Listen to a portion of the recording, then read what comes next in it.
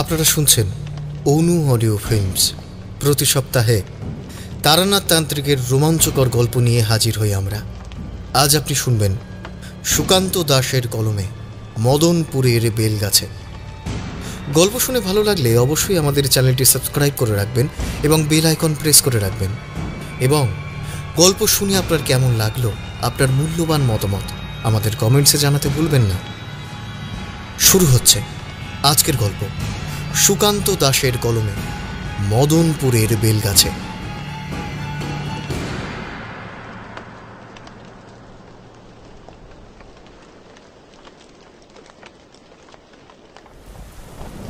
বারান্দার দিকে একবার তাকিয়ে মৃণালিনী দেখতে পেল তার মেয়েটা সেখানেই বসে রয়েছে, আর সামনে ছড়িয়ে ছিটিয়ে রয়েছে কয়েকটা মাটির তৈরি খেলনা।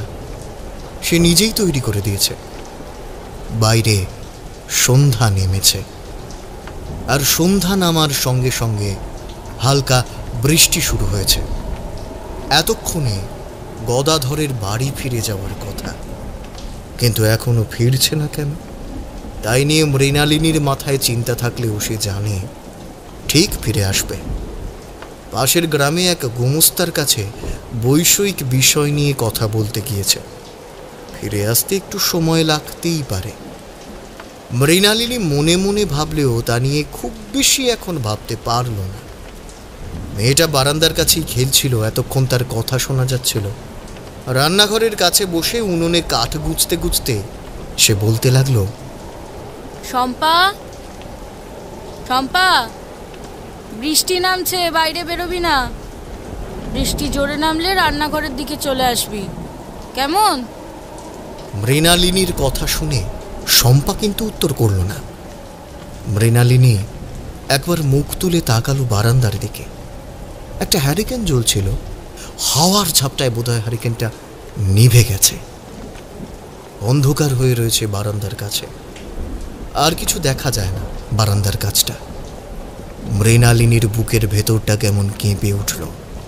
আর একবার ডাকলো মৃণালিনী। এইবার তার গলার কণ্ঠ কেমন যেন কেঁপে গেল। কি হলো? কোথায় গেল মেয়েটা? এইমাত্র বারান্দায় খেলছিল, বৃষ্টিতে উঠোনের মধ্যে নেমে গেল নাকি? কথাটা মনে হতেই বড় একটা কাঠ উনুনের মধ্যে গুঁজে দিয়ে মৃণালিনী বারান্দার কাছে এগিয়ে এলো, রান্নাঘরের হ্যারিকেনটা তুলে নিয়ে। কিন্তু বারান্দায় কোথাও শম্পা নেই। আশ্চর্য, মেয়েটা গেল কোথায়? চম্পার বয়স বেশি নয়, মাত্র 13 বছর। বছর 13 হলেও তার বারণ তো খুব বেশি হয়নি। 10-11 বছরের মেয়ে বলেই মনে হয়।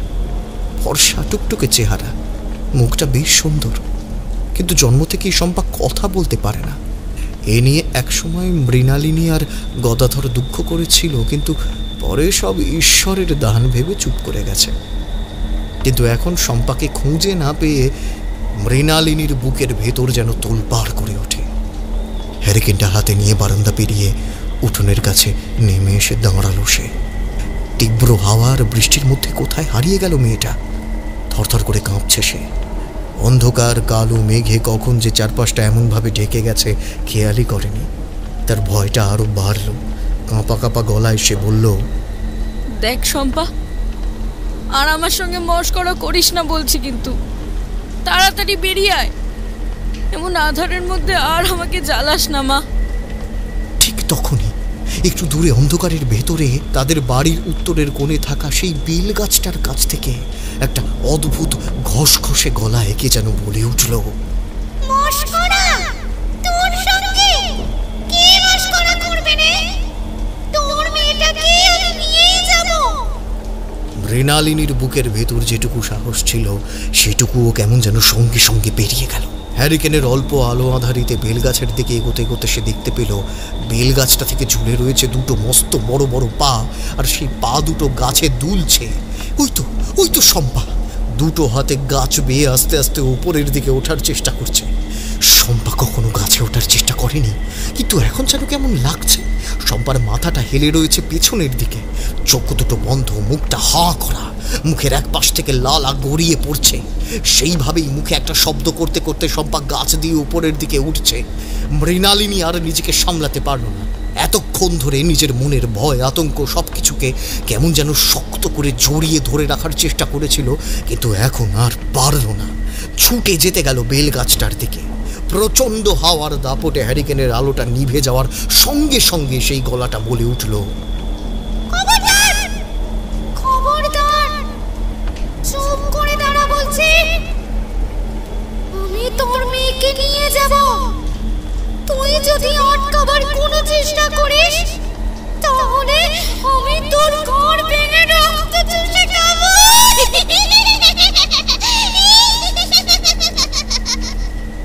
এমন প্রচণ্ড ভয়ের একটা কথা শুনে মৃণালিনী চমকে গেল, কারণ ততক্ষণে সেই দুটো পা মাটিতে নেমে এসেছে। মানুষের চেহারার চেয়ে সামান্য বড় একটা স্ত্রীলোক দাঁড়িয়ে আছে সেখানে। তার পরনের সাদা রঙের কাপড়টা এলোমেলোভাবে জড়িয়ে রাখা, মাথার লম্বা চুল পিঠ পেরিয়ে মুখের সামনে ভেসে পড়ছে।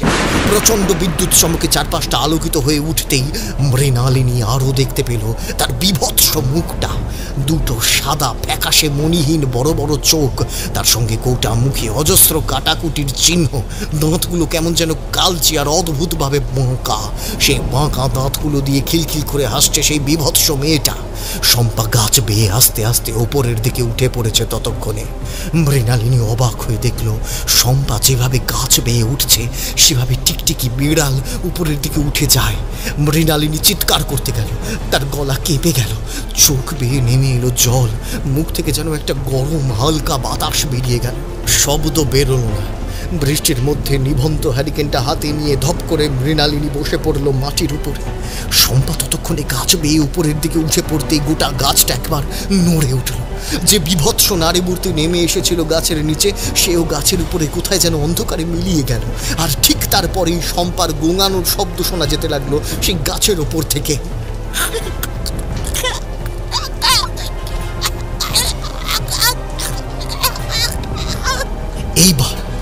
এইবার মৃণালিনী সামলাতে না পেরে প্রচন্ড জোরে একটা চিৎকার করে উঠল, তোমরা কে কোথায় আছো গো? বাঁচাও আমার মেয়েটাকে, আমার মেয়েটাকে যে নিয়ে চলে গেল। অমনি তখন জমজমিয়ে বৃষ্টির সঙ্গে সঙ্গে আর একবার বিদ্যুৎ চমকে উঠতেই বাড়ির দিক থেকে গদাধরের গলা শোনা গেল। কি হলো, কি হলো মৃণালিনী? এভাবে চিৎকার করলে কেন? আমার শম্পার কি হলো? গদাধরের উপস্থিতি অনুভব করে মৃণালিনী হাউ হাউ করে কেঁদে উঠল। আর ঠিক তখনই গাছের ওপর থেকে সেই বিভৎস গলার একটা হাসির শব্দ শুনতে পেল দুজনেই।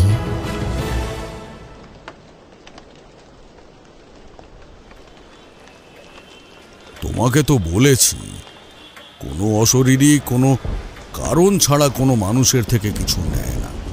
তবে হ্যাঁ, অনেক সময় অশরীরীরা কোনো মানুষ, বিশেষ করে কোনো স্ত্রীলোক এবং বাচ্চাদের পছন্দ হলে তখন তাকে নিয়ে যাওয়ার চেষ্টা করে।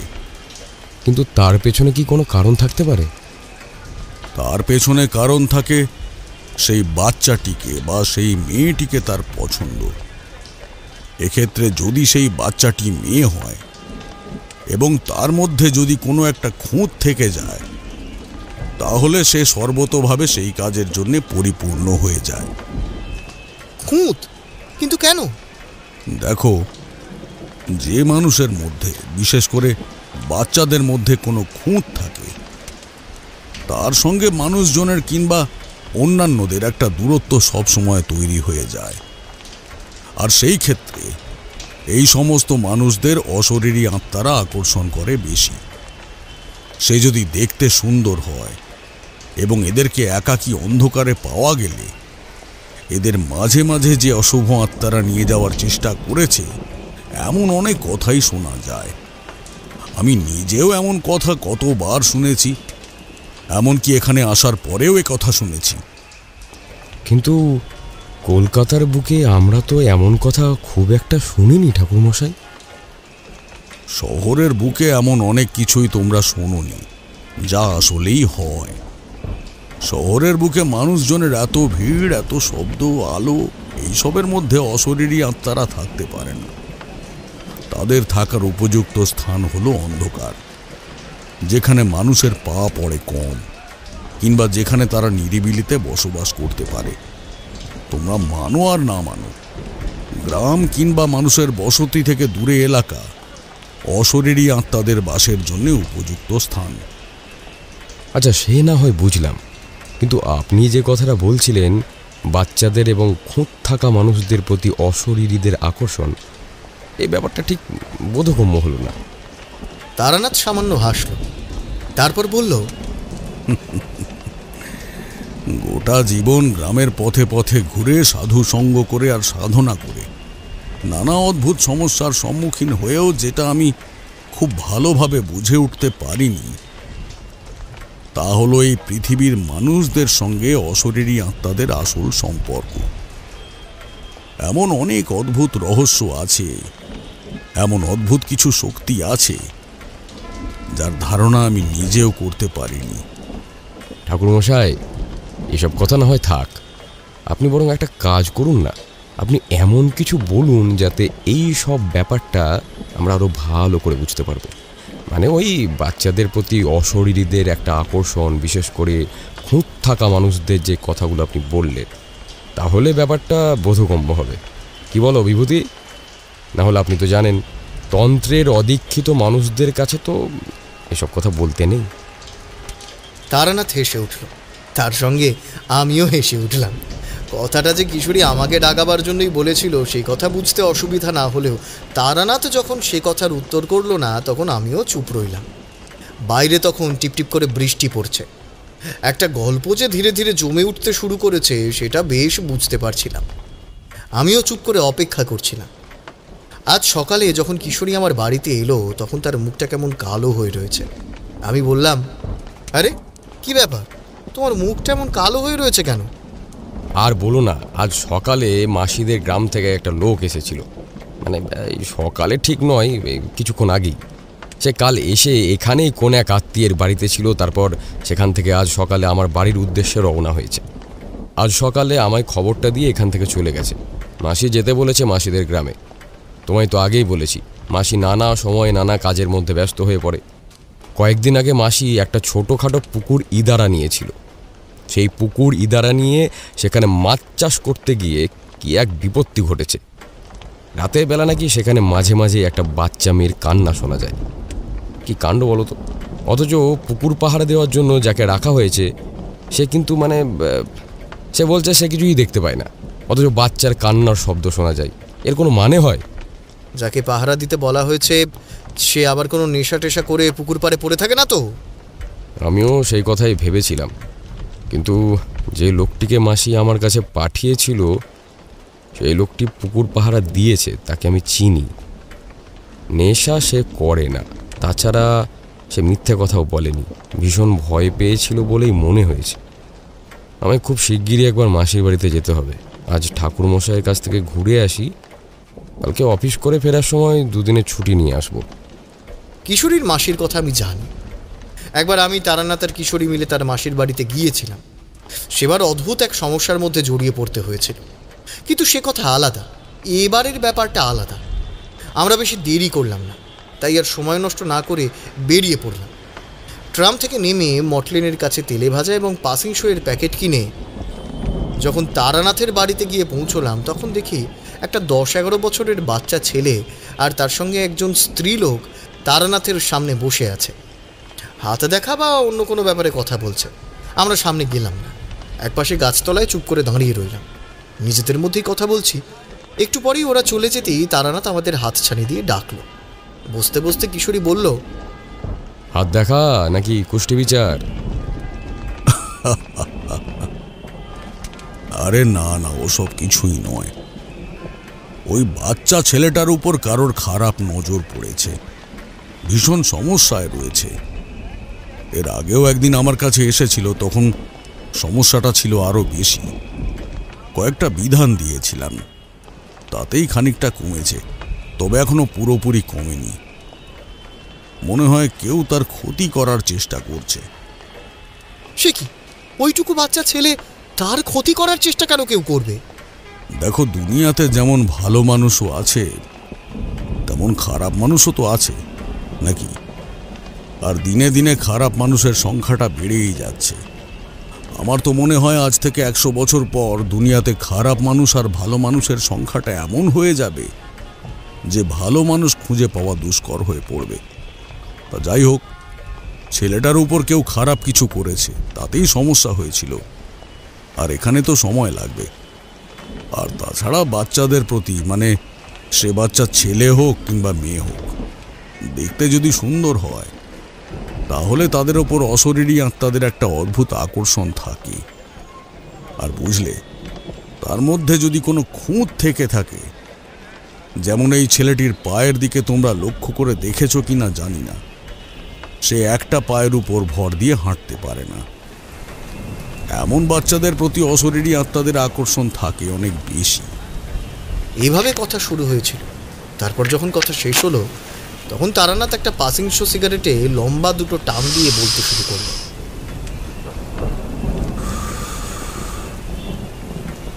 সেবার বর্ষার সময় মাঝে মাঝে যে আমি বাড়িতে ফিরে আসতাম সে কথা তো তোমরা জানো। বর্ষার সময় গ্রামে গঞ্জে মাঝে মধ্যে বন্যা দেখা যেত। আমাদের গ্রাম যে কতবার সেই বন্যার সম্মুখীন হয়েছে। বাড়ির উঠোন পেরিয়ে মাঝে মাঝে দাওয়ার কাছে পর্যন্ত জল উঠে আসত। যখনকার কথা বলছি তখন আমাদের যৌথ পরিবার, বাবা, কাকা, জ্যাঠারা সবাই একসঙ্গে থাকত। প্রথম দিকে আমার এমন গৃহত্যাগী হওয়াতে আমার পরিবারের কেউই খুশি হয়নি। বাবা অবশ্য আপত্তি করলেও পরে সবকিছুই মেনে নিয়েছিলেন। তবে মা দুঃখ পেয়েছিল সব থেকে বেশি। তারপর ধীরে ধীরে সবকিছুই স্বাভাবিক হয়ে এসেছিল। তো যাই হোক, এবারে বর্ষার সময় বাড়িতে ফিরেছি। গোটা বর্ষাকালটা বাড়িতে কাটিয়ে তারপর বেরিয়ে পড়ব এমনই উদ্যোগ। সেবার গ্রামে বন্যা হয়নি। বৃষ্টির জল উঠোন পেরিয়ে দাওয়া পর্যন্ত উঠে আসতে পারেনি। ছোট ছোট ছেলেমেয়েরা গ্রামের পথে ঘাটে এখানে ওখানে সারাদিন মাছ ধরে বেড়ায়। গ্রামের লোকেদের চাষবাস, অন্যান্য কাজকর্ম একরকম বন্ধই বলা চলে। গ্রামে বন্যার সময় যে কি ভয়াবহ অবস্থা হয় এটা তোমরা জানো না। এই যে কলেরা কিংবা মহামারী, এই সমস্ত তো বর্ষার পরেই মাঝে মাঝে দেখা যেত জলবাহিত রোগের জন্য। আর সেবার দুপুরের দিকে একদিন নাওয়া খাওয়া দাওয়া করে তারপর দাওয়ার কাছে বসে ভাবছি যে এবারে বর্ষা না হলে আর বন্যা না হলে ঠিক বেরিয়ে পড়তে পারতাম। বাড়িতে আর কতদিন ভালো লাগে। তা গ্রামের পথঘাট, শ্মশান মশান, সাধু সঙ্গ সবই আমায় আহ্বান করছে। ঘুমিয়ে ঘুমিয়ে স্বপ্ন দেখতাম যে কে যেন আমায় ডাকছে। দেখতাম এক লাল রক্তম্বর তার গায়ে, একটা ত্রিশূল হাতে, মাথায় জটা, গোটা শরীরে ছাই ভস্ম মাখা, আর মুখটা দেখা যায় না। এক হাতে আমার মাথার চুলের মুঠি ধরে টেনে আমায় ঘুম থেকে তুলছে, আর তারপর চিৎকার করে বলছে, এইখানে ঘরে বসে শুয়ে শুয়ে সময় কাটানো তোর জন্য নয়, তোর জন্য কত মানুষ যে অপেক্ষা করে আছে। ওই যা। স্বপ্নের মধ্যেই উঠে বসতাম। সামনে তাকিয়ে দেখতাম অনেক দূরে একটা নদীর মতো বয়ে যাচ্ছে, কিন্তু সেই নদীর ওপারে কত মানুষ দাঁড়িয়ে রয়েছে। দুটো হাত তুলে যেন কি বলার চেষ্টা করছে। সেই সাধু আমার মাথার চুল ধরে আমাকে হাত ধরে টেনে নিয়ে সেই নদীর জলের কাছে নিয়ে যেত। সামনের দিকে তাকিয়ে আরো কি যেন বলতো, যেগুলো বুঝতে পারতাম না। যখন ঘুম ভাঙত দেখতাম গোটা শরীর ঘামে ভিজে গেছে। আসলে আমি ঘরে বসে থাকি সেটা যে অনেকেই চায় না সেটা বুঝতে পারছিলাম, কিন্তু কি করব, শিকড়ের টান যে বড় টান। এমন সময় ঘর ছেড়ে তো আর যাওয়া যায় না। তবে মনে মনে প্রতিজ্ঞা করেছিলাম, পায়ের পাতা ডুবে যাওয়ার মতো যে জল উঠোনে জমেছে সেই জল নেমে গেলেই আমি গৃহত্যাগী হব। তো সেদিন দুপুরবেলা খাওয়া দাওয়া সেরে দাওয়ার কাছে বসে এইসব কথা ভাবছি। এমন সময় শব্দ শুনতে পেলাম। বাড়ির গেট পেরিয়ে একজন মধ্যবয়স্ক লোক আমাদের বাড়ির দিকে এগিয়ে আসছে। আমার সঙ্গে চোখাচোখি হতেই আমায় প্রশ্ন করল, আমায় আমায় ক্ষমা করবেন, না বলেই বাড়িতে ঢুকে পড়লাম। আসলে তারানাথ তান্ত্রিকের সঙ্গে একবার দেখা করতে চাই। বাড়িতে আমি রক্তাম্বর পরতাম না, সাধারণ পোশাকেই থাকতাম, ধুতি আর ফতুয়া, কিংবা মাঝে মাঝে অন্য রঙের পোশাক পরলেও রক্তাম্বর কিন্তু পরতাম না। তাই আমায় যারা ভালোভাবে চেনে না তারা চট করে ধরতে পারত না। এই লোকটির ক্ষেত্রেও তাই হলো। সে আমার পরিচয় বুঝতে পারল না। আমি বললাম, আরে এতে আপনার দোষ কি? আপনি আমায় চেনেন না, স্বাভাবিক। তাছাড়া আমায় দেখে তান্ত্রিক বলে তো মনে হয় না ঠিক। দেখুন, আমি ঠিক তান্ত্রিক নই, আমি একজন সাধক, সাধনা করি, এখানে ওখানে ঘুরে বেড়াই, আর কিছু কিছু ব্যাপার নিয়ে দেখি আর কি। আমাদের গ্রামে আপনি বিজয় শঙ্কর বলে একজনের বাড়িতে গিয়েছিলেন, তার চরম বিপদের সময় তাকে সাহায্য করেছেন। ঠাকুরমশাই, এইবার আমাকেও সাহায্য করতে হবে, কিন্তু আমি জানি না, না হলে আমার মেয়েটাকে আমি আর বাঁচাতে পারবো কি না। বিজয় শঙ্করের কথা শুনে মনে পড়ল, হ্যাঁ, বছর দুয়েক আগে একবার সেখানে গিয়েছিলাম বটে। এই লোকটির নাম গদাধর, তার মেয়ের নাম শম্পা, আর স্ত্রীর নাম মৃণালিনী। ওর স্ত্রীর এত ভালো, এত সুন্দর একটা নাম শুনে প্রশ্ন করলাম, আপনার স্ত্রীর কোন বংশ, মানে কোথাকার মেয়ে? স্ত্রীর নাম শুনে সবাই এমন প্রশ্ন করে। আমার স্ত্রীর বংশ অনেক বড়। এখান থেকে 2 গ্রাম দূরে এক জমিদারের বংশধর হলেও তাদের অবস্থা 2 পুরুষ ধরে খুব একটা ভালো নয়। তবে তার নাম রেখেছিল তার ঠাকুরদা। জমিদারি না থাকলেও তার জমিদারি মেজাজ ছিল। আপনি চলুন না আমার সঙ্গে, সব কথাই বলবো পথে চলতে চলতে আপনাকে। আমার মেয়ের সমস্যাটার কথা বলবো, আপনার উপরে ভরসা আছে। 3টে দিন ধরে মেয়ে কিছু খায় না, ঘুমোয় না, কি যে করব কিছুই বুঝতে পারছি না। মেয়েটার বয়স মাত্র 13 বছর। তখন বিকেল হয়েছে, গ্রামে জল কাদার মধ্যে দিয়ে গরুর গাড়ি চলবে না, হাঁটা পথে যেতে হবে। তবে সন্ধ্যার মধ্যে তার গ্রামে পৌঁছে যাব, পাশের গ্রাম। তাই বাড়ির লোকেদের সঙ্গে কথা বলে বাবাকে বিদায় জানিয়ে যখন বেরোলাম, তখন প্রায় বিকেল হতে শুরু করেছে। গোটা পথে সে তার মেয়ে শম্পার কথা বলল। আমার একমাত্র মেয়ে ঠাকুরমশাই, জন্মের পর থেকেই কথা বলতে পারে না। আশেপাশের অন্যান্য মেয়েদের মতন তার নাকি বুদ্ধি হয়নি, এখনো সেই ছেলে মানুষ। 10-11 বছরের বাচ্চাদের যেমন হয় তেমনটাই, তার চেয়েও কম হতে পারে। তবে মেয়েকে আমি আর আমার বউ বড় ভালোবাসি। এই তো 3 দিন আগের কথা, সেদিনকে অনেক রাতে পাশের গ্রামের গোমস্তার কাছ থেকে বাড়ি ফিরছিলাম, তখন বৃষ্টি নেমেছে। বাড়ির কাছে আসতেই বউয়ের চিৎকার শুনতে পেলাম। তাড়াতাড়ি ছুটে গিয়ে দেখি বউ বাড়ির বেলগাছটার দিকে তাকিয়ে চুপ করে মাঠের উপরে বসে আছে, জোরে জোরে কাঁদছে। আমি তার কাছে যেতেই হাউ হাউ করে কেঁদে আমায় জড়িয়ে ধরলো, আর ওই গাছের দিকে তাকিয়ে আমার মেয়ের নাম বলতে লাগলো। তারপরে কি যে হলো কিছু বুঝলাম না, যেন প্রচণ্ড ঝড় উঠল। প্রচণ্ড হাওয়ায় আমাদের চোখে মুখে অন্ধকার দেখলাম। কোনো রকমে বউকে নিয়ে দাওয়ার কাছে গিয়ে বসেছি, এমন সময় দেখি মেয়েটা দাওয়ার কাছে মাটির দেওয়ালে হেলান দিয়ে চুপ করে বসে আছে। আমার বউ তো মেয়েটাকে দেখে হতবম্ব হয়ে তাড়াতাড়ি জড়িয়ে ধরলো। তখনের মতো আমরা ভেবেছিলাম সব কিছু ঠিক হয়ে গেছে। বউ বোধহয় চোখে ভুল দেখেছে, তার জন্য তাকে একটু বকাবকিও করলাম। কিন্তু সেদিন রাতের বেলায় যেটা দেখতে পেলাম, তারপরে তো আমি বেশ বুঝতে পারলাম বউ মিথ্যে বলেনি। কি দেখতে পেলে? আমরা 3 জনে এক ঘরে ঘুমোই। আমাদের 2টো ঘর, একটা ছোট রান্নাঘর আছে। বারান্দার এক পাশে ওই ঘরের দরজা দিয়ে বারান্দাতে বেরোতে হয়, আবার পাশের ঘরের দরজা দিয়ে একই ব্যাপার। তবে ওই ঘরটা খালি থাকে। আমাদের মাথার কাছে একটা হারিকেন জ্বলে, মাথার কাছে পাশাপাশি 2টো জানলা পেছনের দিকে। মাটির ঘরে জানলা যেমন হয়, তবে জানলাগুলো বেশ বড় বড়। এত রাতের বেলা কি কারণে ঘুমটা ভেঙে যাওয়ায় দেখি মাথার কাছে হ্যারিকেনটা নিভে গেছে। ঘরের ভেতরে অন্ধকার, বাইরে তুমুল বৃষ্টি পড়ছে।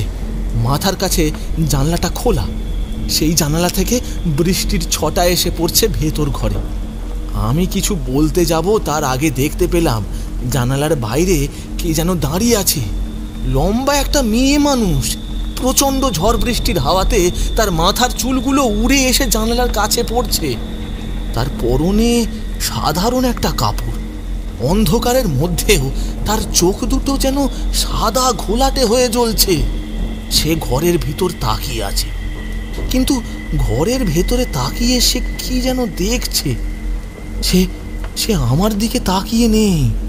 কোথায় তাকিয়ে আছে সেটা নড়াচড়া না করে চোখ দুটোকে সরিয়ে বিছানার দিকে আনতে দেখতে পেলাম আমার মেয়েটা বিছানার মাঝখানে কখন যেন উঠে দাঁড়িয়ে পড়েছে। সে সোজা তাকিয়ে রয়েছে খোলা জানালা দিয়ে বাইরের দিকে। মেয়েটার চোখ দুটো বন্ধ, মুখটা হাঁ করা, মুখের এক পাশ থেকে লালা পড়ছে। আমার মেয়ে কথা বলতে পারে না ঠাকুর মশাই। সেই মেয়েটার মুখ থেকে কেমন যেন একটা গড় গড় করে গোঙানির মতো শব্দ বেরিয়ে আসছে। আর তারপরে শুনতে পেলাম জানালার বাইরে দাঁড়িয়ে থাকা সেই নারী মূর্তি আমার মেয়েকে ডাকছে। এক বিভৎস গলা, হ্যাঁ, অমন গলা আমি কখনো কোনো মানুষের শুনিনি, কোনো মানুষের হতেই পারে না। আমার কাছে আয়, তোকে আমি আমার সঙ্গে নিয়ে যাব, আমার সঙ্গে থাকবি তুই। ঠাকুর মশাই, কথাটা শুনে আমার বুকের ভেতরের রক্ত যেন সঙ্গে সঙ্গে হিম হয়ে গেল। আমি চট করে উঠে বসে মেয়েটাকে জাপটে ধরতেই বুঝতে পারলাম মেয়ের গোটা শরীর যেন কেমন ঠান্ডা হয়ে রয়েছে। আমি তাকে ধরে রাখতে পারছি না। ঠিক সেই মুহূর্তেই সে প্রবলভাবে সামনের দিকে ছুটে যাওয়ার চেষ্টা করছে, আর তার সঙ্গে সঙ্গে দুই হাত দিয়ে আমার কাঁধের উপর বরাবর আঘাত করে আমায় ছাড়াবার চেষ্টা করছে। মেয়েটা কিন্তু কোনো কথা বলছে না। জানালার গড়াদের উপর হাত রেখে সেই বিভৎস নারী মূর্তি চিৎকার করে উঠল, ওকে, তোদের সবকটাকে মারবো, তারপর তোদের রক্তকে ওকে নিয়ে যাবো এখান থেকে। ছেড়ে দে, ছেড়ে দে বলছি, ছেড়ে দে। আমি তো প্রাণপণ মেয়েটাকে জড়িয়ে ধরে চিৎকার করে বউকে ডাকছি। বউ ধরফর করে উঠে বসে সঙ্গে সঙ্গে জানালার কাছে সেই মূর্তিটাকে দেখতে পেয়ে ভয়ে চিৎকার করে ওঠে। তারপর হারকেন জ্বালিয়ে জানালাগুলো বন্ধ করে দেয়। একটু পরে সব কিছু শান্ত হয়ে গিয়েছিল। মেয়েটা আবার কখন যেন গভীর ঘুমে ঘুমিয়ে পড়েছিল। হতে পারে কেউ তোমাদের ক্ষতি করার জন্যে কোনো কিছু করেছে, মানে তোমার মেয়েকে দিয়ে তোমাদের ক্ষতি করতে চাইছে। আর তুমি যে বেলগাছটার কথা বলছিলে, সেটা কি তোমাদের বাড়িতে অনেক দিন ধরে আছে? এর আগে কখনো এমন কোনো সমস্যা হয়েছে কি? না ঠাকুর মশাই, গোটা জীবনে আমি কখনো এমন কিছু দেখিনি। অনেক কিছু শুনেছি বটে, তবে গ্রামে গঞ্জে তো এমন কথা অনেক শোনা যায়। নিজের চোখে কখনো কিছু দেখিনি। ওই বিভৎস নারী মূর্তিকে দেখে আমি সত্যি সত্যি ভীষণ ভয় পেয়ে গিয়েছি। দুদিন ধরে খুঁজেছি যদি কাউকে পাওয়া যায়। কবিরাজ দেখিয়েছি মেয়েটাকে, কিন্তু লাভ কিছুই হয়নি। কাল রাতে খবর পেলাম আপনার, বিজয় শঙ্কর বাবুর কাছেই আপনার খবরটা পেয়েছি। তাই আজ আর দেরি না করে সকাল সকাল গোমস্তার কাছে যাওয়া বন্ধ রেখে এখানে আমি চলে এসেছি। আপনাকে নিয়ে গিয়ে যদি কিছু একটা ব্যবস্থা করতে পারি। রাত হলেই এমন হয় জানেন। আগের দুদিন রাতেও সে এসেছিল নিয়ে যাওয়ার জন্য। গোটা রাত জেগে বসেছিলাম ঘরের ভিতরে, কিন্তু ওইভাবে তো আর থাকা যায় না। দুটো দিন আমি আর আমার বউ ঘুমোতে পারিনি। বুঝতে পারছি গদাধরের বিপদটা অনেক বড়। তার মেয়েকে কেউ একটা নিয়ে যাওয়ার চেষ্টা করছে, কিন্তু কেউ কোনো ক্ষতি করার চেষ্টা করেনি তাদের। তাহলে বেলগাছের মধ্যে হঠাৎ করেই ওই অদ্ভুত অশরীরী এলো কোথা থেকে? তার বাড়িতে না গেলে কিন্তু কিচ্ছু বোঝা যাবে না। কথায় কথায় এক সময় তার বাড়িতে এসে পৌঁছলাম। তার মানে কিছু যে একটা তার মেয়েকে ভর করেছিল সেটা তো বোঝাই যাচ্ছে, কিন্তু তার মেয়েকে যে ভর করেছিল সে ঘরের বাইরে থেকে তার মেয়েকে টেনে নিয়ে যাওয়ার চেষ্টা করছিল। কিন্তু যখন সে বাইরে ছিল, মানে যেদিন প্রথম গদাধর আর তার বউ ব্যাপারটা দেখতে পারে সেদিন তার কোনো ক্ষতি হয়নি। সেদিন কোনো ক্ষতি হয়নি সে কথা বলবো না, পরে গদাধর সেই কথা আমায় বলেছিল। প্রথম যেদিন গদাধর বাড়িতে ফিরেই ব্যাপারটা দেখতে পেয়েছিল, মৃণালিনী তো কাঁদতে কাঁদতে একসময় অজ্ঞানী হয়ে যায়। গদাধর দেখতে পায় তার মেয়ে শম্পা গাছের উপর বসে পা দোলাচ্ছে, তার মুখটা অন্ধকারে ঢেকে রয়েছে। গাছ থেকে নেমে আয় বলছি, এমন সময় গাছের উপরে থাকে না। তোর তোর কি হয়েছে আমায় বল, আমায় বল, আমি সব কিছু ঠিক করে দেব। সবকিছু তুই ঠিক করতে পারবি না, তুই কোনো কিছুই জানিস না। ওকে জান, তারপর ঠিক করবে। ওকে আমি নিয়ে যাবই। কিন্তু তুমি কে? তুমি ওকে নিয়ে যেতে চাও কেন? এই কথা বলার পর ঝুপ করে শম্পার দেহটা গাছের উপর থেকে নিচে এসে পড়েছিল। গদাধর তাড়াতাড়ি ছুটে যেতে দেখতে পেয়েছিল গাছের উপরে ডালের উপর পা রেখে বসে রয়েছে একটা বিভৎস মূর্তি। অন্ধকার বলে তাকে ভালোভাবে দেখা যায়নি, কিন্তু তার সেই হাসির শব্দ শুনে বোঝা গিয়েছিল। এরপরে এসে অদ্ভুতভাবে হেসে উঠল সে। সেই হাসি শুনে গদাধরের বুকের ভিতর পর্যন্ত কেঁপে উঠেছিল। আপনি যখন বাড়িতে গেলেন তখন কি দেখলেন? তার বাড়িতে পা রাখতে যাব যখন, তখন চারপাশে অন্ধকার নেমে এসেছে। একটা পা সবে বাড়ির চৌহদ্দির মধ্যে রেখেছি, এমন সময় বেলগাছটা যেন ধড়ফড় করে নড়ে উঠল।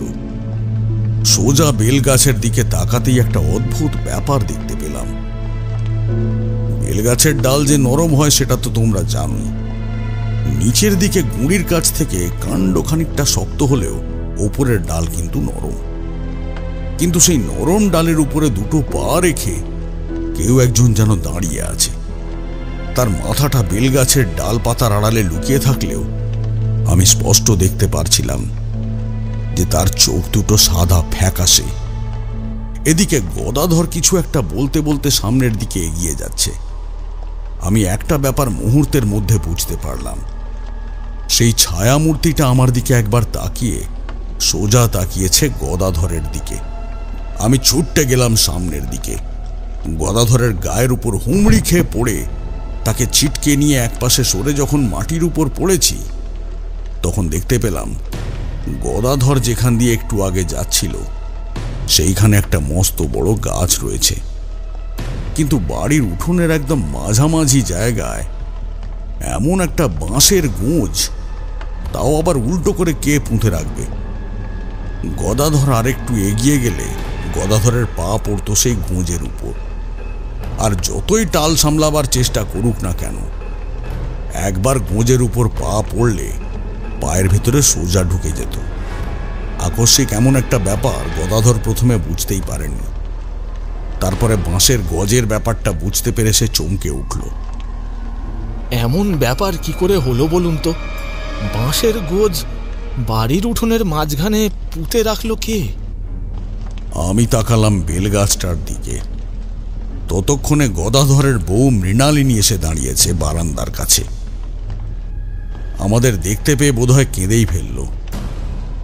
মেয়েটাকে বোধহয় আর বাঁচাতে পারবো না, তাড়াতাড়ি এসো, তাড়াতাড়ি এসো, দেখো দেখো না মেয়েটা কেমন করছে। মৃণালিনীর কথা শুনে আমার আর বুঝতে দেরি হলো না। তাড়াতাড়ি গদাধরের সঙ্গে আমি ছুটে গিয়ে ঢুকলাম ঘরের ভেতরে। বিছানার ওপর শুয়ে থাকা মেয়েটি ছটফট করছে। তাকে একটা দড়ি দিয়ে দুটো হাত বেঁধে রাখা হয়েছে বিছানার সঙ্গে। সেই অবস্থাতেই সে দুটো হাতের দড়ি বাঁধা নিয়ে একসঙ্গে উঠে বসার চেষ্টা করছে। দুটো পা দিয়ে মাঝে মাঝে এত জোরে হাওয়ায় লাথি মারছে যে কেউ সেখানে থাকলে সে ছিটকে যাবে। তার দু চোখ বন্ধ, মুখের দুপাশ থেকে গ্যাঁজলা বেরিয়ে আসছে। হাতের দড়ির বাঁধন শক্ত হলেও তার টানাটানিতে সেটা আলগা হয়ে আসতে শুরু করেছে। হাতের ওপর দড়ির চাপ পড়ে লালচে হয়ে গেছে। আমি বললাম, আরে করেছো কি? দড়ির বাঁধন খুলে ফেলো। আরে খোলো দড়ির বাঁধন। না ঠাকুর মশাই, দড়ির বাঁধন খুলে দিলেই ও ঘর থেকে পালিয়ে যাওয়ার চেষ্টা করবে। সন্ধ্যের অন্ধকার নামার পর থেকেই এমন হচ্ছে। আজ প্রায় 3টে দিন হয়ে গেল। কেন যে এমন হচ্ছে আমি কিছুই বুঝতে পারছি না। তখনও মেয়েটার মুখ থেকে গড়গড় করে একটা গর্জনের মতো শব্দ বেরিয়ে আসছে। তার চোখ বন্ধ ও চোখের পাতা দিয়ে জল গড়িয়ে পড়ছে, কিন্তু মুখে সেই গর্জনের প্রচণ্ড হম্বিতম্বি। গদাধর ঘরের দরজা জানলাগুলো বন্ধ করে দিল। ঘরের মধ্যে একটা হ্যারিকেন জ্বলছে। আমার দিকে তাকাতেই আমি ইশারা করতে গদাধর মেয়েটার দুটো হাতের বাঁধন খুলে দিয়েছে যেই, সেই সঙ্গে সঙ্গে মেয়েটা লাফিয়ে উঠে গদাধরের গলাটা দু হাতে চেপে ধরল। এমন প্রবল শক্ত সামর্থ্য একটা মানুষের ওইটুকু বাচ্চা একটা মেয়ের হাতের চাপে প্রায় দম বন্ধ হয়ে যাওয়ার অবস্থা। নিজের দুটো হাত দিয়ে নিজেকে ছাড়ানোর চেষ্টা করছে, কিন্তু পারছে না। আমি কিন্তু তখন অন্য একটা ব্যাপার দেখছিলাম। ঘরের দরজা জানলা সবকিছু বন্ধ, তাহলে কোথা থেকে?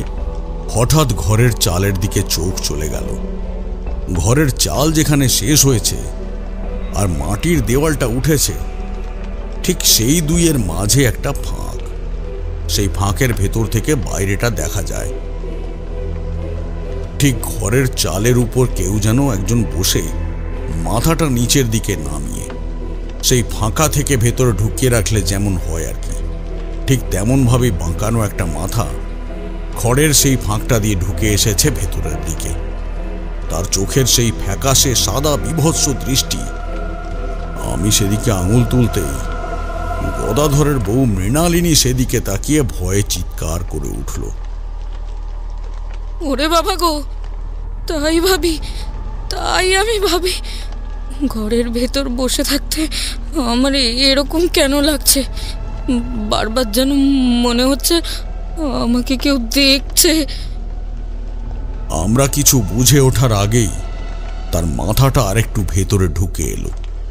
ক্ষণক্ষণে অদ্ভুত গলায় সে বলে উঠল, এখনো সময় আছে, ওকে আমার সঙ্গে নিয়ে যেতে দে। ছেড়ে দে, ছেড়ে দে, নইলে তোদের সবকটাকে মেরে তারপর নিয়ে যাব। বিপদটা যে কেমন সেটা বুঝতে পেরে আমি তৈরি হয়ে এসেছিলাম। কাঁধে ঝুলিয়ে রাখা ঝোলা থেকে একটা গুঁড়ো বের করে ঘরের বিছানার চারপাশটায় ছড়িয়ে দিলাম। তখনও দুটো হাত দিয়ে গদাধরের গলাটা চেপে ধরে রয়েছে তার মেয়ে শম্পা।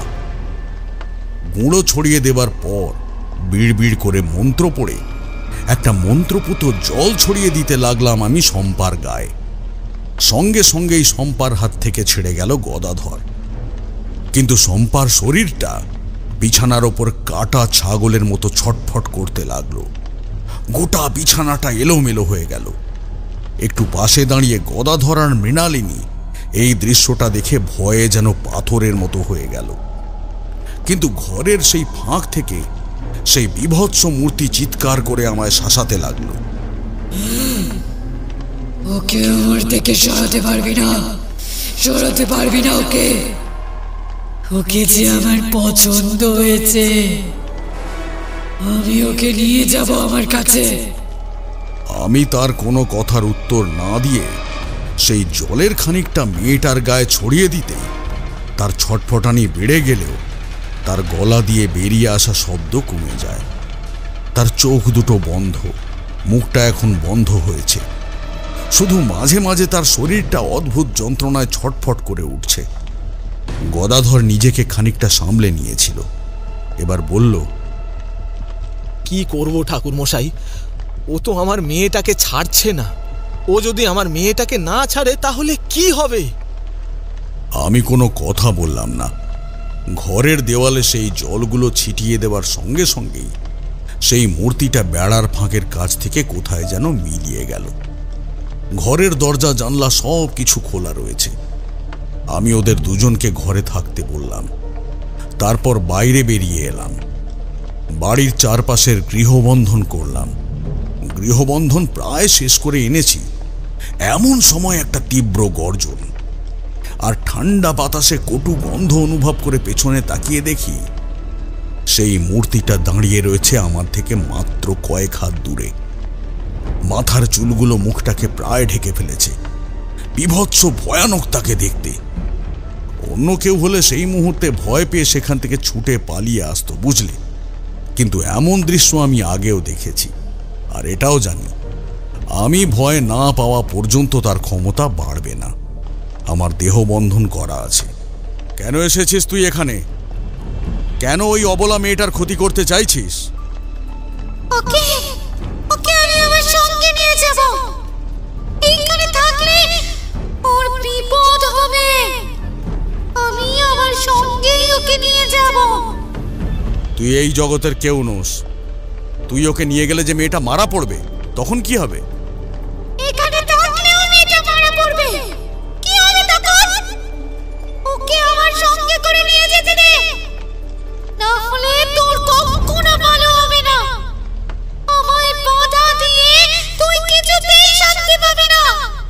আমি থাকতে গদাধর আর তার বউয়ের চোখের সামনে তুই ওকে নিয়ে যেতে পারবি না। এই গৃহবন্ধন করলাম আমি। এই বন্ধনের ভেতরে ঢুকে ওকে নিয়ে যাওয়ার ক্ষমতা তোর নেই।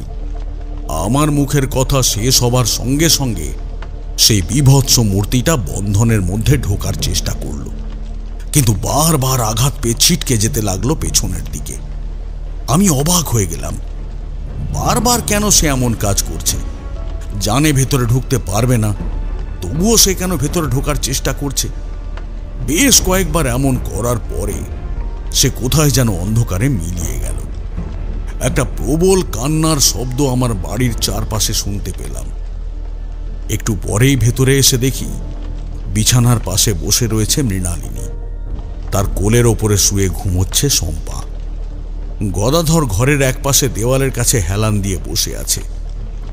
তার গলায় বাচ্চা মেয়ের হাতের চাপের ছাপ স্পষ্ট হয়ে রয়েছে।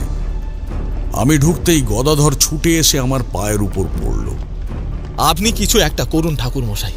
আপনি চলে গেলে ও আবার আসবে, ও আবার আমার মেয়েটাকে নিয়ে যাওয়ার চেষ্টা করবে। কিন্তু এমন করে কতদিন আমার মেয়েটাকে আটকে রাখবো? আপনি না থাকলে তো আজ আমাকে মেরেই ও চলে যেত। দেখো, কিছু একটা ব্যাপার তো রয়েছে। এমনি এমনি ওই অশরীরী আত্মা এখানে আসবে না, আর এমনি এমনি সে তোমার মেয়েকে নিয়ে যাওয়ার চেষ্টাও করবে না। তোমার মেয়েকে ওর পছন্দ হয়েছে সেই কথা বুঝতে পারছি, কিন্তু কিন্তু হঠাৎ করে সে এখানে এলো কেন? আচ্ছা, এর মধ্যে যেদিন তোমার মেয়ের এমন অবস্থা হয়েছিল সেদিন শম্পা কি কোথাও গিয়েছিল? গদাধর তাকালো বউয়ের দিকে। মৃণালিনী বলল, বেশি কথা তো জানি না ঠাকুরমশাই, তবে পাশের বাড়ির রত্নার সঙ্গে মাঝে মাঝে ওদের বাড়িতে যেত খেলা করতে। আমাদের বাড়ির পেছনে যে জঙ্গলটা আছে না, ওই জঙ্গলের কাছে বসেই দুজন মিলে খেলা করতো। তাছাড়া আর তো কোথাও যায় না। হ্যাঁ, দু একবার জঙ্গলের ভেতরে ঢুকে পড়েছে বলে শুনেছি। গদাধর কথাগুলো শুনে হতবাক হয়ে গেল। মৃণালিনীর দিকে তাকিয়ে বলল, তোমায় কতবার বলেছি না, তোমায় বলেছি না রত্নাদের বাড়িতে ওকে যেতে দেবে না। রত্না ভালো নয়, আর ওই জঙ্গলের ভেতরের যে জায়গাটা ওটাও ভালো নয়। ওখানে অনেক কিছু আছে। এবার আমি বুঝতে পারছি কেন এসব হয়েছে। ঘরের ভেতরে টিম টিম করে হ্যারিকেন জ্বলছে। সেই হ্যারিকেনের আলোর মাঝে গদাধর বলতে লাগলো, তখন আমার শম্পা অনেক ছোট, তখনও শম্পা কথা বলতে শেখেনি। তখন যদিও কেউই কথা বলতে শেখে না, জঙ্গলের ভেতরের দিকে একটা ছোট কুঁড়ে ঘর ছিল। তোমার তো মনে নেই মৃণালিনী, আমার আছে। সেই কুঁড়ে ঘরের মাঝে থাকতো এক বুড়ি। ওই বুড়ি গ্রামের পথে যাতায়াত করার সময় মাঝে মাঝে আমাদের বাড়িতে আসতো, মনে আছে? হ্যাঁ, মনে আছে তো। সে তো খুব পছন্দ করতো শম্পাকে কত আদর করতো। তার গাল টিপে দিত, বলতো শম্পাকে সে খুব পছন্দ করে, শম্পাকে সে সাথে করে নিয়েও যাবে। হাসতে হাসতেই বলতো। কিন্তু আমি তাকে পছন্দ করতাম না, পছন্দ করতে পারতাম না।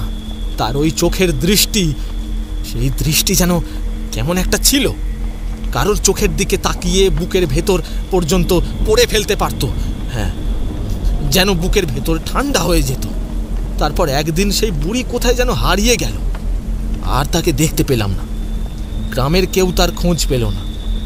বুড়ি মাঝে মাঝে এমনভাবে কোথাও কোথাও চলে যেত। তবে কয়েক বছর পর খবর পেয়েছিলাম 3 গ্রাম ঘুরে এক ডোবার মাঝে এসে বুড়ি মরেছে। সাপে কামড়ে তাকে মেরেছিল। কিন্তু জঙ্গলের মাঝে যদি সেদিন শম্পাকে সেই বুড়ি ধরে, তার মানে তো... গদাধরের কথা শেষ হবার সঙ্গে সঙ্গেই হঠাৎ বিছানা থেকে উঠে বসলো শম্পা। সোজা আমাদের দিকে তাকালো, কিন্তু তার চোখের মনি নেই, চোখটা উল্টে গেছে, মুখে একটা অদ্ভুত রহস্যময় হাসি। তারপরে শুনতে পেলাম শম্পা বলছে, চিনতে পেরেছিস আমায়? তোরা কি ভেবেছিলি? আমি তো শম্পাকে নিয়ে যাব আগেই বলেছিলাম। এখন সময় হয়েছে, তাই আমি ওকে নিতে এসেছি। ওই কুটিরে শম্পা নিজেই গিয়েছিল আমার কাছে, সেখানেই সে আমার কাছে থাকবে বলে কথা দিয়েছিল। তাই তো তাকে নেহার জন্য আমি এখানে এসেছি। এখন তোরা বাধা দিলে কোথা থেকে হবে বলতো? শম্পার মুখ থেকে কথাগুলো বেরিয়ে আসে বটে, কিন্তু তার মুখটা হাঁ করা, নড়ছে না। আর যে গলাটা আমরা শুনতে পাচ্ছি সেটা একটা বুড়ো মানুষের গলা যেমন হয় তেমন। শম্পা ছেলে মানুষ, কোনো কিছু না বুঝে তোমায় কথা দিয়ে ফেলেছে। তুমি তো সবকিছুই বোঝো, সবকিছুই জানো। মৃত্যুর পরেও তুমি যখন শম্পার কাছে এসেছো, তার মানে তুমি শম্পাকে কতটা ভালোবাসো সেটা আমিও বুঝতে পারছি। আমি তোমার কোনো ক্ষতি করতে চাই না, মৃণালিনী কিংবা গদাধরও সেটা চায় না। শুধু তাদের একমাত্র সন্তানকে তুমি ফিরিয়ে দাও। কেন? ছোটবেলায় যখন মেয়েটা কথা বলতে পারতো না, তখন তোরা কি বলেছিলি? বলেছিলি না মেয়েটাকে জলে ডুবিয়ে মারবি, তারপর মেয়েটাকে কোথাও ফেলে দিয়ে আসবি। তখন মেয়েটাকে তোরা একটুও দেখতে পারতিস না, আর তখন আমি আশেপাশেই থাকতাম, সব সময় থাকতাম। কিন্তু শম্পা যতদিন না আমায় দেখার জন্য ডাকবে, ততদিন আমি তার কাছে আসতে পারবো না, এমনটাই ঠিক ছিল। তাই তো আমায় এতগুলো দিন অপেক্ষা করতে হলো। শম্পার কাছে আমি এসেছি অনেক আগে, তোমরাই কেউ বুঝতে পারোনি। একটু একটু করে আমি অপেক্ষা করেছিলাম এই বিশেষ সময়ের জন্য, আর আজকের রাতটাই হলো সেই বিশেষ সময়। আজকের এই গণ্ডি আমায় কেউ আটকাতে পারবে না, কেউ না, কেউ না। কথাটা বলার সঙ্গে সঙ্গেই দেখতে পেলাম শম্পা বিছানা থেকে লাফ দিল দেওয়ালের দিকে। মাটির দেওয়াল, সেই দেওয়াল বেয়ে টিকটিকির মতো উঠে গেল খড়ের চালের উপর। আমরা কিছু বুঝে ওঠার আগেই ঘরের মধ্যে হাতড়াতে হাতড়াতে যেন খড় ছিঁড়ে বাইরে বেরিয়ে যাওয়ার চেষ্টা করতে লাগলো। প্রথমে হতবুদ্ধি হয়ে গেলেও পরে কিন্তু আমাদের জ্ঞান ফিরে এলো। আমি ছুটে এলাম সামনের দিকে। গদাধর শম্পার দেওয়ালের উপর ঝুলে থাকা একটা পা ধরে তাকে টানতে যেতেই প্রচণ্ড একটা লাথিতে গদাধরকে ছিটকে সে ফেলে দিল ঘরের মেঝের উপর। মৃণালিনী হাউ মাউ করে কাঁদতে লাগলো। আমি দরজা খুলে সঙ্গে সঙ্গে বাইরে বেরিয়ে গেলাম, আর তখনই দেখতে পেলাম বাড়ির গণ্ডির বাইরে, ঠিক শম্পা যেখানে ঘর ছেড়ে বেরিয়ে আসতে চাইছে, সেখানে বাইরে চুপ করে দাঁড়িয়ে রয়েছে সেই বিভৎস মূর্তিটা। আমি চিৎকার করে বললাম, এখনো দাঁড়িয়ে আছো তুমি? শম্পাকে নিয়ে যাওয়ার চেষ্টা করো না। আমার কথা শুনে তীব্রভাবে হেসে উঠল সেই ভয়ঙ্কর মূর্তি। যতক্ষণ দেখতে পেলাম অন্ধকারের মধ্যে ঘরের চাল ছিঁড়ে শম্পার মাথাটা বাইরে বেরিয়ে এসেছে। যেমন ডিম ছিঁড়ে একটা পাখি বেরিয়ে আসে, তেমন ভাবেই শম্পা সেই বেড়ার খোলস ছেড়ে বেরিয়ে আসছে বাইরে। চাঁদের আলোটা এবার অল্প অল্প দেখা যাচ্ছে। ঘন কালো মেঘে এতক্ষণ গোটা আকাশটা ঢেকেছিল, বৃষ্টি হচ্ছিল, কিন্তু এইবার বৃষ্টি কমে গেছে। বাইরে দাঁড়িয়ে সেই বিভৎস মূর্তিটা এবার কান্না ভেজা গলায় যেন ডেকে চলেছে শম্পাকে।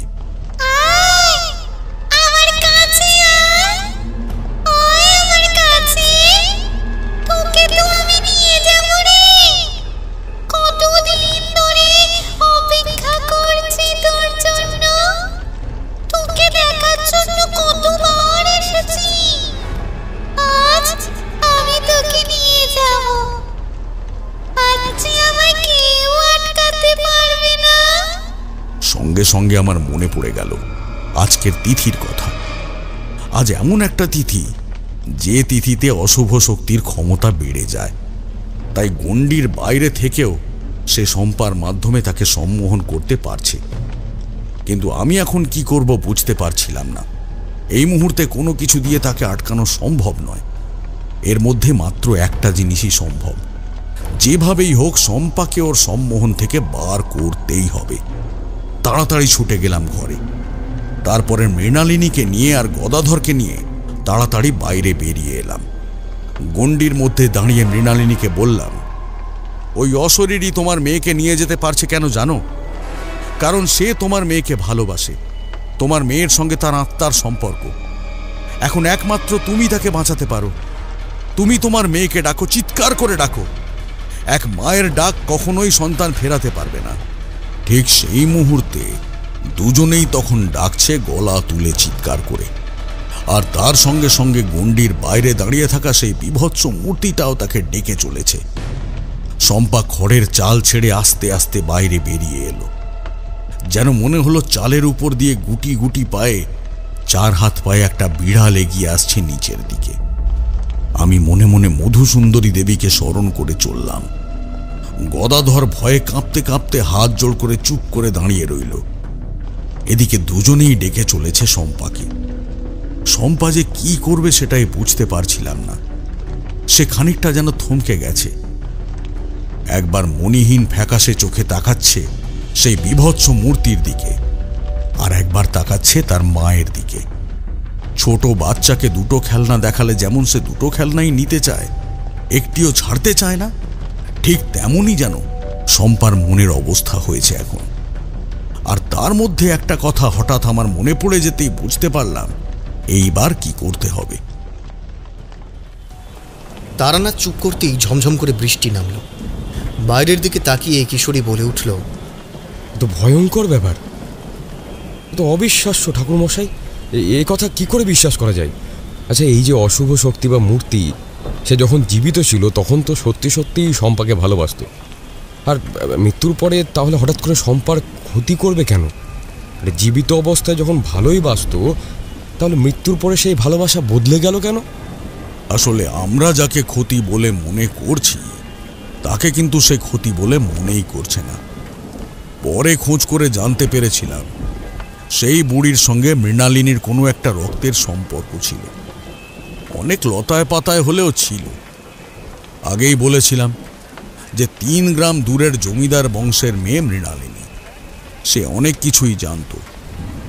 ওই জঙ্গলের মাঝে লুকিয়ে থাকা সেই বৃদ্ধ মহিলা যে তাদের পরিবারের কেউ, সে কথাও সে জানত, কিন্তু সবার কাছে লুকিয়ে রেখেছিল। সেই দিনের পর সে সব কথা আমাদের খুলে বলেছিল। যাই হোক, তখন সেই চরম অবস্থার মধ্যে মৃণালিনী মাটির উপরে বসে 2 হাত ছড়িয়ে কাঁদতে কাঁদতে বলছে, আমরা অনেক ভুল করেছি, তোকে অনেক অবহেলা করেছি রে মা। তোকে ভুল বুঝেছি, তোকে মেরে ফেলবার কথাও ভেবেছি, কিন্তু বিশ্বাস কর, সেসব আমরা মন থেকে চাইনি। অনেক কষ্টে, অনেক দুঃখে সে কথা আমরা বলেছি। আমরা কখনো চাইনি তোকে হারাতে। বিশ্বাস কর, বিশ্বাস কর তুই। শম্পা একভাবে তাকিয়ে রয়েছে যেন একটা বিড়াল ছানা। মুখটা তুলে একবার মৃণালিনীকে দেখছে, আর একবার সেই বিভৎস মূর্তিটাকে দেখছে। গণ্ডির বাইরে এসে মূর্তি বলে উঠল, আর যদি আমার কাছে না আসিস তাহলে কিন্তু আমি আর কোনোদিনই আসবো না। আর আজ যদি আমি চলে যাই, কোনোদিন এখানে আমার পা পড়বে না। এই কথা শুনে শম্পা কয়েক পা এগিয়ে গেল তার দিকে। মৃণালিনী চমকে উঠল। মাটি থেকে উঠে দাঁড়িয়ে চিৎকার করে মৃণালিনী একটা অদ্ভুত কাজ করে বসল। সে ছুটে গেল সামনের দেওয়ালের কাছে। দুহাতে দেওয়ালটাকে চাপটে ধরে দেওয়ালের মাঝে মাথা ঠুকতে শুরু করল। এমন একটা দৃশ্য হবে সেটা আমি দুঃস্বপ্নেও কল্পনা করতে পারিনি। মৃণালিনীর এই অবস্থা দেখে শম্পা শুধু নয়, সেই বিভৎস মূর্তিটা পর্যন্ত তার দিকে মুখ তুলে তাকালো। এ কি করছে মৃণালিনী? দেখলাম শম্পা থমকে গেছে। আস্তে আস্তে সে নেমে আসছে নিচের দিকে। একটু পরে ঘরের চাল বেয়ে ধপ করে নিচে এসে পড়ল শম্পা। তার জ্ঞান নেই তখন। গণ্ডির বাইরে থাকা সেই মূর্তি দুটো হাত আকাশের দিকে তুলে প্রচণ্ড চিৎকার করে উঠল। দেখতে পেলাম তার গোটা শরীর যেন ভেঙে চুরে হাওয়ায় ধুলোর মতো একটু একটু করে মিলিয়ে আসতে শুরু করেছে। সেই অবস্থাতেই সে বলল, বলেছিলাম না, বলেছিলাম আমি আবার আসবো, ঠিক আসবো। কিছু বুঝতে পারলাম না আমরা। সে হাওয়ায় মিলিয়ে যাওয়ার পরে শম্পাকে তুলে নিয়ে আমরা ঘরের ভেতরে গিয়ে ঢুকলাম। কোথাও যে একটা গন্ডগোল হয়েছে সেটা বুঝতে আমার খুব দেরি হয়নি। গদাধর কিছুই জানে না। তার মুখ দেখে বোঝা যাচ্ছিল যে শম্পা ঘুমোচ্ছে। শুধু মৃণালিনী কেমন যেন ইতস্তত করছে এদিক ওদিক তাকিয়ে। আমি বললাম, আমার মনে হয় মা, তুমি আমাদের থেকে কিছু একটা লুকিয়ে যাচ্ছ, যেটা আমাদের জানা দরকার। ও আর হয়তো আসবে না, কিন্তু আসল কি হয়েছে সেটা আমরা জানতে পারলে তো তোমার এবং শম্পার পক্ষেই ভালো হবে, তাই না?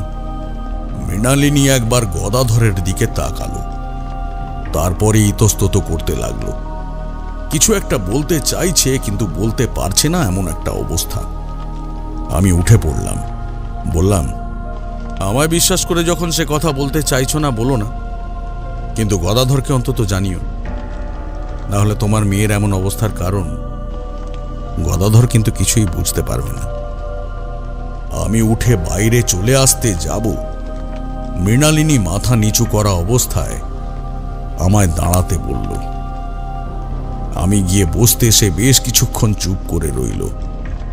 শম্পার মাথার উপর হাত বোলাতে বোলাতে বলতে লাগলো এক আশ্চর্য কথা। আপনি তো জানেন ঠাকুরমশাই, 3 গ্রাম দূরে আমার বাপের বাড়ি। আমাদের বাপের বাড়ি আগে জমিদার বংশ ছিল।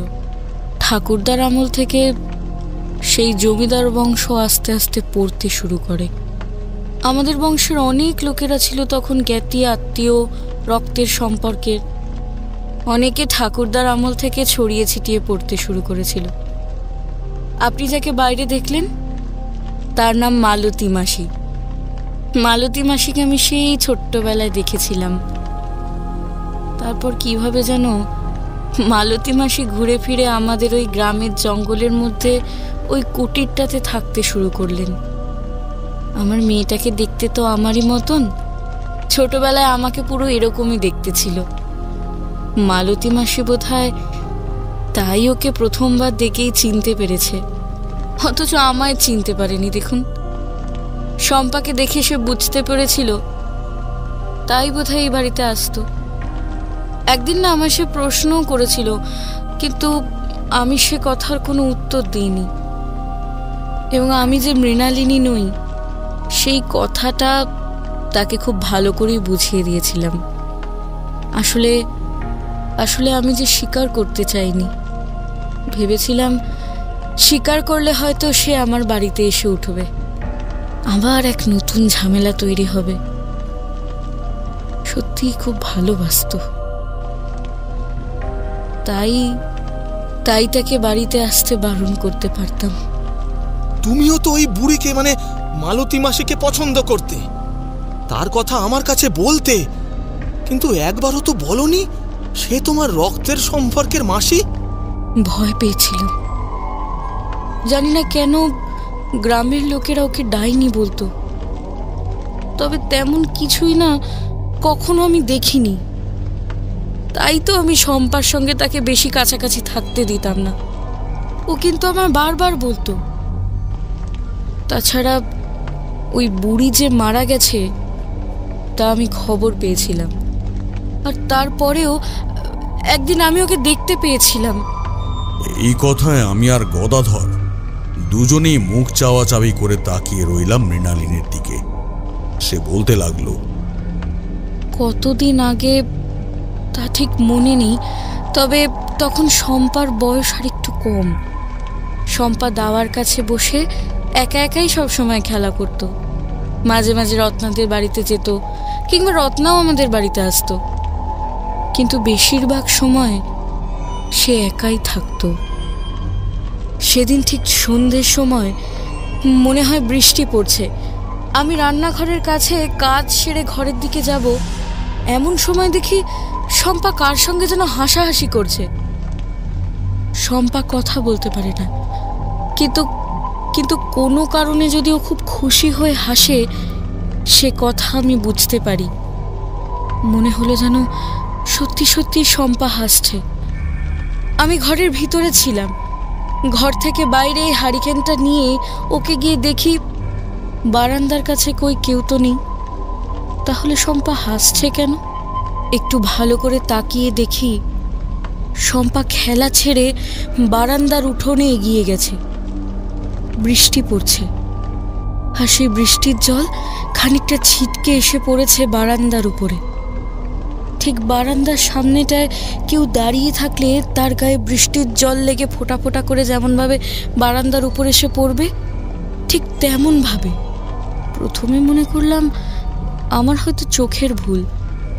ভালো করে চোখটা কষলে নিয়ে তাকাতে মনে হলো একটা কালো ছায়ার মতো বারান্দার কাছে ঢুকে ওর দিকে এগিয়ে রয়েছে, আর শম্পা সেদিকে তাকিয়ে হাসাহাসি করছে। বুকের ভেতরটা কেমন যেন কেঁপে উঠল ছ্যাদ করে। চট করে যেতে চাইলাম সামনের দিকে, কিন্তু এক অবাক কাণ্ড, যেতে চাইলেও যেতে পারলাম না। চিৎকার করে যে শম্পাকে ডাকবো সেটাও করতে পারছি না। মনে হলো সেই বৃষ্টির মাঝে অন্ধকারের মধ্যে কি একটা যেন দুটো হাত বাড়িয়ে শম্পাকে শূন্যে তুলে ফেলল। শম্পার মুখেও কেমন এক প্রশান্ত হাসি। সে একটুও ভয় পাচ্ছে না, তার বদলে সামনে যে এসেছে তার সঙ্গে যেন খেলা করছে। ঠাকুরমশাই, প্রচণ্ড ভয় পেয়ে গিয়েছিলাম আমি। ভয় পেয়েছিলাম বলে এই কথা আর কাউকে বলতে চাইনি।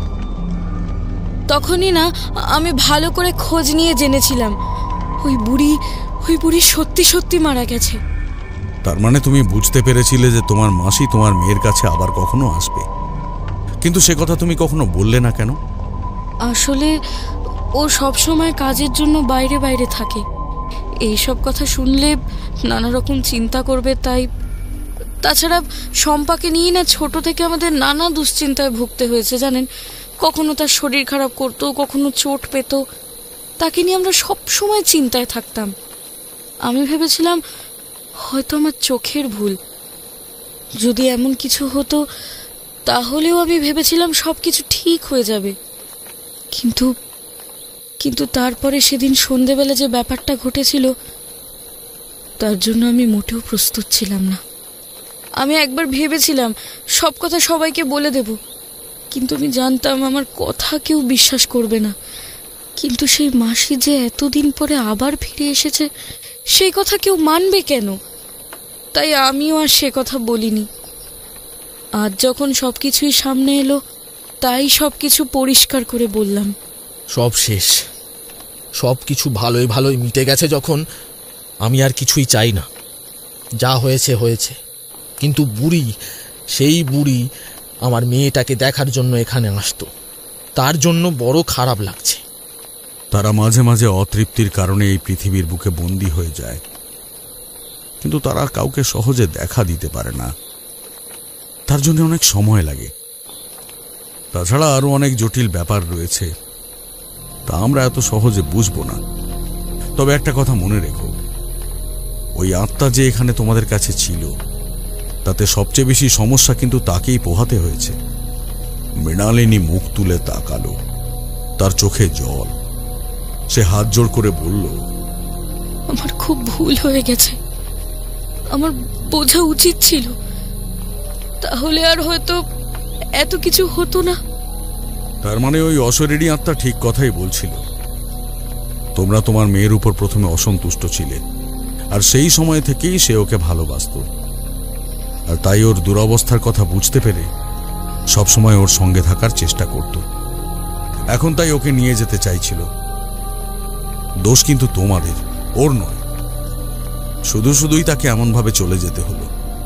কিন্তু সে তো মারা গেছিল অনেক আগে, তাহলে এতদিন পরে সে এলো কেন? যেদিন জঙ্গলের মধ্যে প্রথম শম্পা ওকে দেখেছিল, সেদিন এক অদ্ভুত তিথি পড়েছিল, যেই তিথি আজ রাতেই সম্পন্ন হলো। সেই তিথিতে অন্য কিছু হয় না, তবে খুব কাছের প্রিয়জনদের অশরীরী আত্মারা দেখতে পায় এবং তাদের সঙ্গে যোগাযোগ স্থাপন করতে পারে। ঠিক যেমনভাবে এই কয়েকদিনের মধ্যেই শম্পার সঙ্গে যোগাযোগ স্থাপন করেছিল। সময় মতো মৃণালিনীর ডাকে চম্পা সাড়া দিয়েছিল, না হলে ওকে নিয়ে যাওয়া থেকে আমি নিজেও আটকাতে পারতাম না। ঘুমন্ত চম্পার দিকে তাকালাম আমরা সবাই। মৃণালিনীর চোখে জল। সে কাঁদতে কাঁদতে বলল, আমারই ভুল, আমার জন্যই সব কিছু হয়েছে। এত কাছের মানুষটাকে আমি চিনতে পারলাম না, অথচ সে কেমন আমার ছোট্ট মেয়েটাকে চিনে নিল। আমার জন্য, ঠাকুরমশাই, আমার জন্য সবকিছু হয়েছে। এই অন্যায়ের পাপের ফল যে আমায় পেতেই হতো। আমি আর কিছু বললাম না। বাকি রাতটা বাড়ির বারান্দার কাছে কাটিয়ে দিলাম।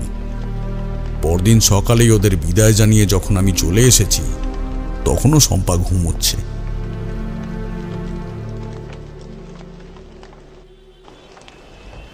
তারানাথের গল্প শেষ হতে আমরা উঠে পড়লাম। বাইরে বৃষ্টিটা কমে এসেছিল।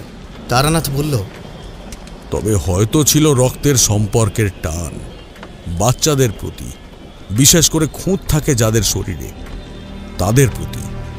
তাদের প্রতি কিন্তু অশরীরী আত্মাদের টান থাকে অনেক বেশি। মৃত্যুর পরেও শম্পার প্রতি আকর্ষণের কারণ ছিল শম্পার কথা বলতে না পারা। সেই ব্যর্থতার জন্যে সেই অশরীরী আত্মা তার কাছে সব সময় থাকত। তবে শেষটা ভালোই হয়েছিল, না হলে শম্পাকে হয়তো মরতেই হতো। কিশোরী উত্তর করল না। আমি বললাম, তার মানে আপনি ঠিকই বলেন, অশরীরী আত্মারা সবসময় খারাপ হয় না, মাঝে মাঝে ভালোও হয়। এই যেমন সেই বুড়ি মানুষটার আত্মা শম্পাকে মৃত্যুর পরেও ভালোবাসত। এই কিশোরী, বৃষ্টি কমেছে, চলো চলো বেরিয়ে পড়ি। তারানাথ মৃদু হাসল, উত্তর করল না। আমরা হাঁটতে হাঁটতে নেমে গেলাম। উঠোন পেরিয়ে তাকে দেখলাম। তারানাথ একভাবে তাকিয়ে রয়েছে আকাশের দিকে। কি ভাবছে কে জানে, হয়তো অতীত দিনের কোনো একটা ঘটনার কথা ভাবছে, যা তার চোখের সামনে ঘটে গেছে। তারানাথের জীবনে অলৌকিক অদ্ভুত ঘটনার কোনো কমতি নেই, তবে আজকের ঘটনা ছিল অন্যরকম। আজ আর সেই আত্মার উপর আমাদের রাগ হলো না। মনে হলো মানুষ যা করতে পারে না, মাঝে মাঝে অন্য জগতের মানুষরা তাই হয়তো করতে পারে। বললাম, আচ্ছা কিশোরী, আজ তোমার তারানাথের কথা বিশ্বাস হলো? মানে তুমি তো তার কথা বিশ্বাস করো না। বিশ্বাস অবিশ্বাসের ব্যাপার নয়, কিন্তু মনে হলো যেন ঠাকুরমশাই সত্যি কথাই বলছে। এমনটা কিন্তু সবসময় মনে হয় না। যাই হোক, এই তাড়াতাড়ি পা চালাও, বৃষ্টি নামবে, ট্রাম ধরতে হবে।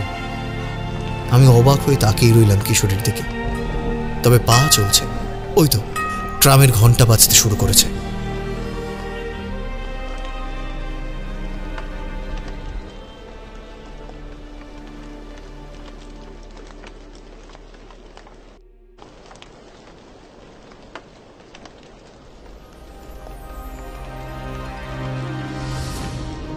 শুনছিলেন সুকান্ত দাশের কলমে মদনপুরের বেলগাছে। বিভিন্ন চরিত্রে অমিত, সৌম্যজিৎ, দেবলীনা, জ্যোতির্ময়, অয়ন্তিকা, সৌমিতা এবং ঋতম। সমগ্র গল্পটির কণ্ঠ অভিনয় নির্মাণ করেছে ঋতুরাজ স্টুডিও।